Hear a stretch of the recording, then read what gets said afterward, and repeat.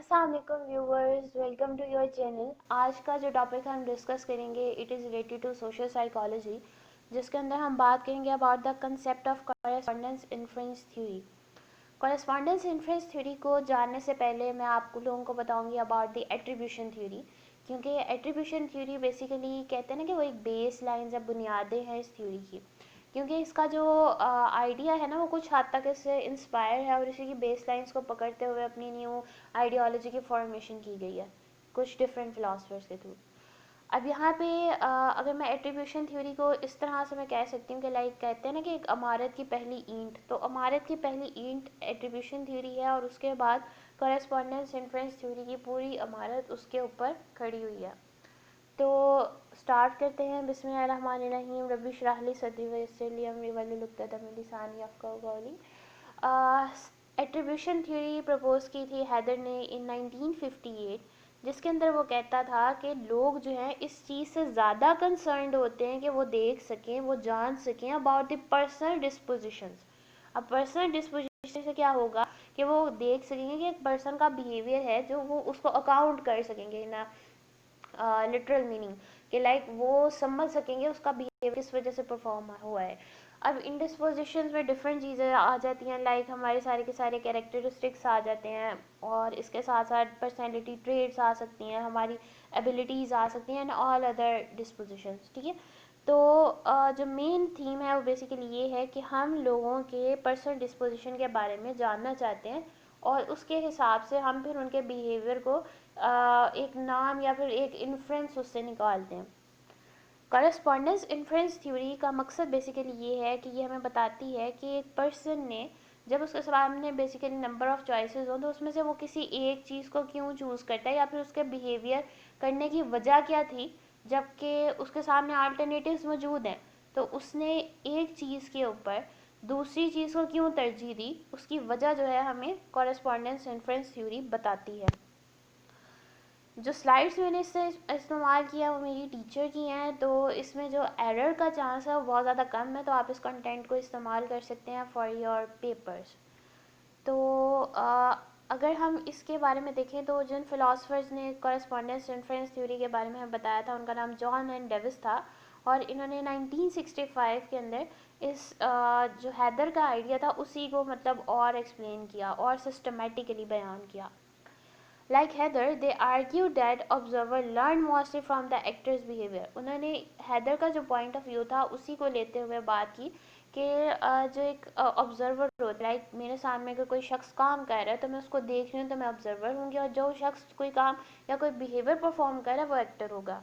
तो ऑब्जर्वर क्या करता है, वो एक्टर के बिहेवियर को से चीज़ें लर्न करता है और इसके जो बिहेवियर सारा का सारा देख रहा होता है उससे वो किसी भी किस्म की इंफॉर्मेशन को डिडक्ट करता है, निकालता है, चूज़ करता है और उसके हिसाब से कंसर्न पर्सनल कैरेक्टरिस्टिक्स को इन्फर कर लेता है। अब ये जो इन्फर होगी एब्सोल्यूट इन्फ्लुएंस नहीं होती, ये मतलब कहते हैं ना कि एक किस्म का कह सकते हैं कि मतलब बस हमारा ख्याल है, मतलब 100% इज़ नॉट ट्रू, मतलब चीज़ों पे रिलाई 100% नहीं कर रहा था, बस अभी ये ख्याल होता है। ठीक है, फर्दर वो कहते हैं for example you probably attribute your friend camera purchase to her specific intentions. इसमें एक एग्जांपल है कि लाइक मेरी एक दोस्त है सपोज जिसको स्कॉलरशिप मिली है और उसने स्कॉलरशिप का एक मेजर हिस्सा एक डिजिटल कैमरा को ख़रीदने के लिए इस्तेमाल कर लिया। अब मैं उस चीज़ को देख रही थी, ऑब्वियसली वो एक्टर होगी और मैं ऑब्जर्वर। अब मैं ऑब्जर्वर क्या करूँगी, मैं डिफरेंट किस्म के पॉसिबल चॉइसेस जो होंगी उनको सोचूंगी और इन चॉइसेस को सोच के उनमें से किसी एक को सिलेक्ट करूँगी जो कि उसकी स्पेसिफिक कैरेक्टरिस्टिक्स या डिस्पोजिशन से रिलेटेड होगी। ठीक है, अब यहाँ पे उन्होंने कहा है कि जैसे जो मेरी दोस्त थी जिसने कैमरा ख़रीदा था उसकी एक स्पेसिफिक इंटेंशन थी कि उसने ये नहीं हुआ था कि बाय चांस ही उसने कैमरा ख़रीद लिया, लाइक शॉपकीपर की बातों के अंदर आके या फिर ये देखते हुए कि कैमरा के लाइक फ़ीचर्स बहुत अच्छे हैं या फिर ऐसे ही कि वो बहुत ज़्यादा खर्चीली है इसलिए उसने बगैर सोचे समझे कैमरा ख़रीद लिया।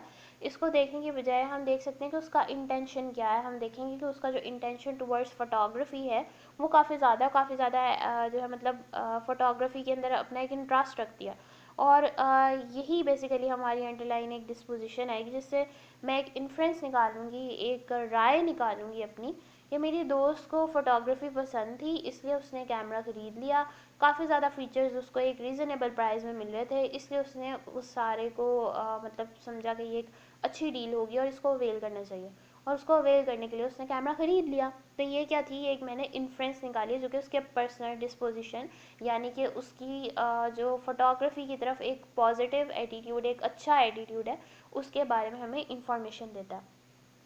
जॉन और डेविस ने इस सारे के सारे process of inferring disposition from a behaviour, यानी कि बिहेवियर में से एक ख़ास डिस्पोजिशन को इन्फर कर लेने का जो सारा का सारा प्रोसेस है, उसको कॉरेस्पॉन्डेंस इन्फ्रेंस का नाम दिया। सेकेंड स्लाइड के ऊपर वो कहते हैं correspondence inference theory possesses that observer consider the ranges of behavior options that were available to the actor at the time of making a decision in order to work out the actor's intention. Correspondence inference theory basically हमें ये कहती है कि observer सारे के सारे possible options को देखता है जो कि एक्टर के सामने उस पर्टिकुलर टाइम, उस पर्टिकुलर सिचुएशन के अंदर प्रेजेंट होते हैं, और उनमें से किसी एक को चूज़ करके जो एक्टर का इंटेंशन है उसके बारे में इन्फ्रेंसेस निकालने की कोशिश करता है। Each of this behaviour option would have broad number of different effects, number of different effect आएंगे हर एक बिहेवियर के मतलब ऑप्शन से रिलेटेड। लाइक मेरी दोस्त की इंटेंशन थी कैमरा ख़रीदने के लिए क्योंकि वो काफ़ी ज़्यादा पसंद करती है फ़ोटोग्राफी को। इसके अलावा ये भी हम कह सकते हैं कि मेरी दोस्त लाइक ऑप्शंस की अभी मैं बात कर रही हूँ कि मेरी दोस्त लोगों की बातों में बहुत ज़्यादा जल्दी आ जाती है, कैमरा मैन ने उसको कैमरा के थ्रू इंस्पायर करने की कोशिश की, वो आ गई उसके बहकावे में और उसने कैमरा को ख़रीद लिया, ठीक है।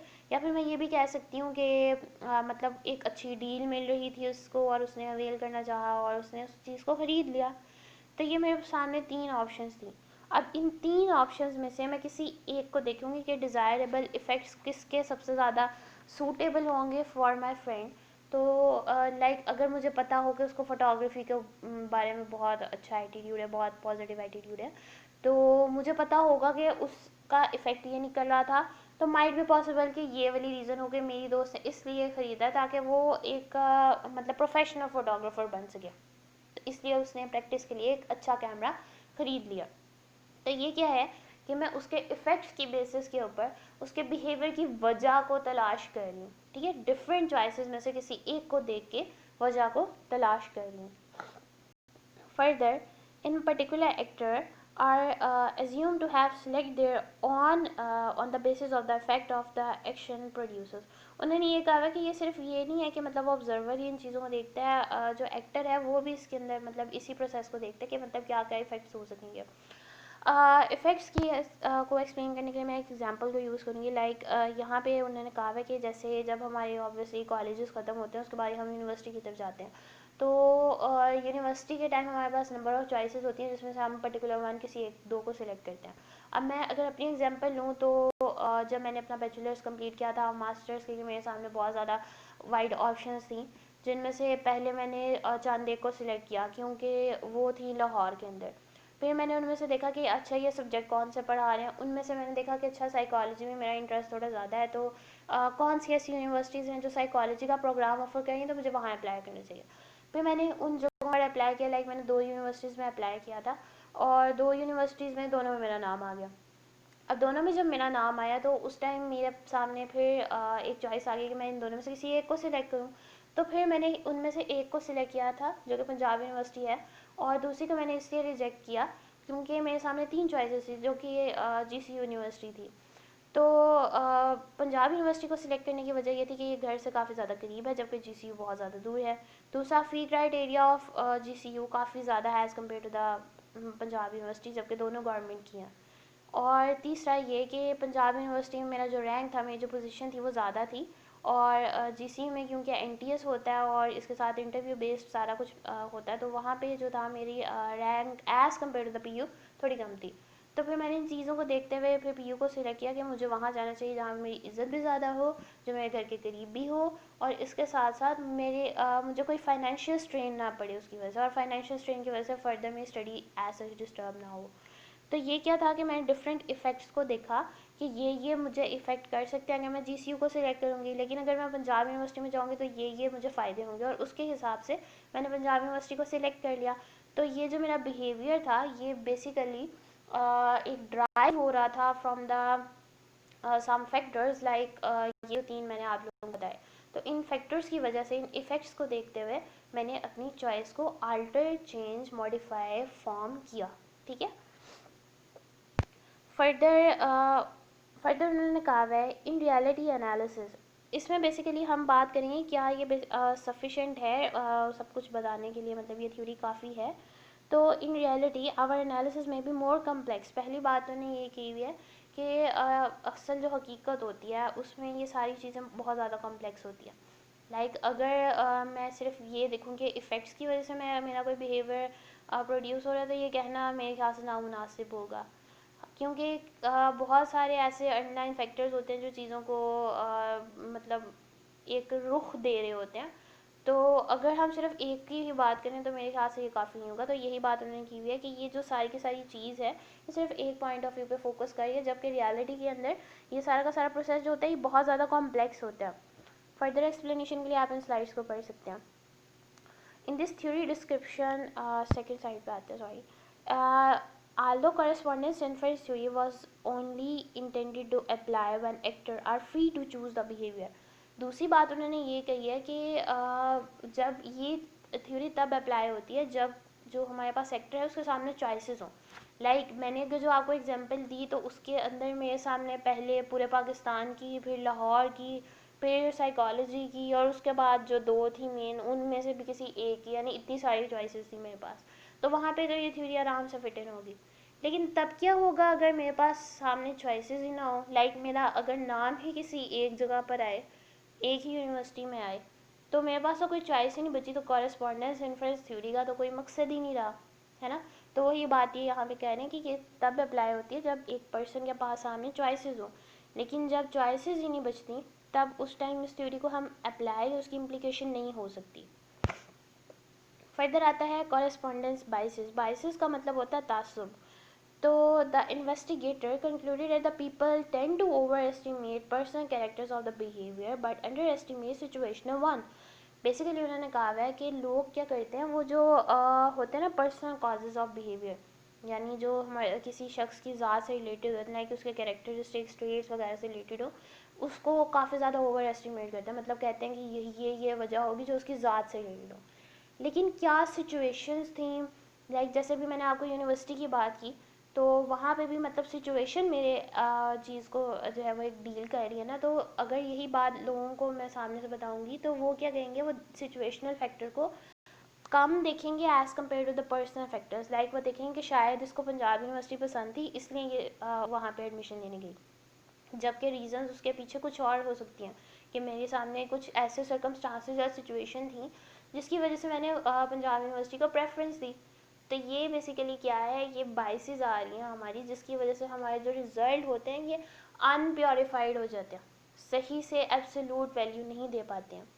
Correspondence inference theory describes a set of general valid principles for working out one intention and disposition. When they have deliberately performed a certain action with prior knowledge it is possible consequences. However, it is not designed to identify the causes of other kind of behavior such as impulsive or habitual acts. Basically वो कह रहे हैं कि ये जो सारी बातें हैं ये तब हम अप्लाई कर सकते हैं कॉरेस्पॉन्डेंस इन्फ्लुएंस थ्योरी की, जब एक जनरल सा कोई काम हो रहा हो, मतलब कोई ऐसा चीज़ ना हो ये जो हमारी हैबिट से रिलेटेड होती है। अगर कुछ ऐसी चीज़ें आ जाएँ जिसके अंदर हमारी हैबिट्स हो शामिल, जैसे मैंने अपनी दोस्त की जो एग्जांपल दी थी, उसमें अगर मेरी दोस्त की आदत है कि बस वो पैसों को उजाड़ती है, मतलब जो चीज़ उसको नज़र आए तो उसने खरीद लेनी है, अगर ये उसकी आदत है तो वहाँ पे तो मतलब एज सच कोई जो है वो बात ही नहीं बनती कि उसके सामने चॉइसेस थी या कुछ और। समझ रहे हैं आप मेरी बात को। तो यही बात वो यहाँ पे कह रहे हैं कि ये अगर हमारे पास हैबिचुअल या इम्पल्सिव एक्शंस जो आ जाते हैं, मतलब इम्पल्सिव मतलब जो हड़बड़ी में बंदा एक्शन ले लेता है, तो उनके बारे में क्या, उनके बारे में ये थ्योरी खामोश है। तो इसलिए ऑल्दो इसका कंट्रीब्यूशन काफ़ी ज़्यादा है but up to some extent ये थोड़ी बहुत, मतलब थोड़ी बहुत जगहों पर अभी भी कुछ शगाफ हैं जिनको अभी बढ़ना काफ़ी ज़्यादा ज़रूरी है हमारे बिहेवियर को जानने के लिए। तो एंड करते हैं। एंड पे मैं कहना चाहूँगी कि मुझे आपके सपोर्ट की बहुत ज़्यादा ज़रूरत है। तो अगर मैं आप लोगों के लिए मेहनत कर रही हूँ तो आप भी प्लीज़ अपने थोड़े से एटीपी खर्च करते हुए सब्सक्राइब का बटन दबा दीजिए, शेयर का बटन दबा दीजिए, लाइक कर दीजिए, एक छोटा सा कमेंट कर दीजिए।